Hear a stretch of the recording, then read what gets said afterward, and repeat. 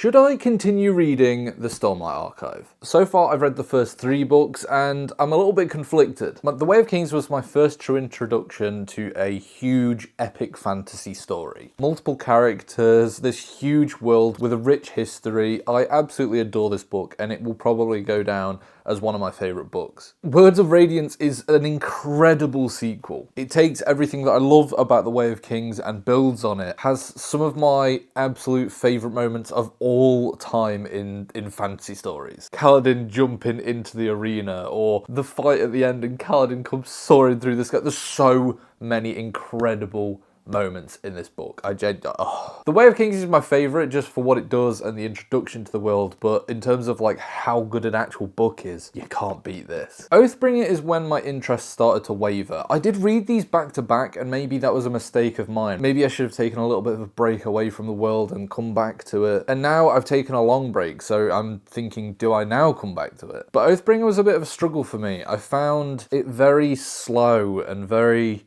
just different to the first 2 books. I didn't feel like it had the character moments that I loved from the first one. I found Shallon's character developments just a little bit odd. I did still love this and I do still love the series, but this is where my interest started to waver a little bit. And that brings me to Rhythm of War, and I'm scared to start this one. Oathbringer wasn't as perfect as the first 2 for me, and I've seen from a lot of people's rankings that this is probably their least favourite. And then the new one that came out this year, I've heard similar things about that as well. So if the 2 most recent books are not worth my time, do I continue the story? I love Kaladin, I love Dalinar, I love all of the characters. It is one of my favourite fantasy worlds, so I probably will read it at some point. But what do you think? Should I continue with the Stormlight Archive, or shall I give it a little bit longer of a break?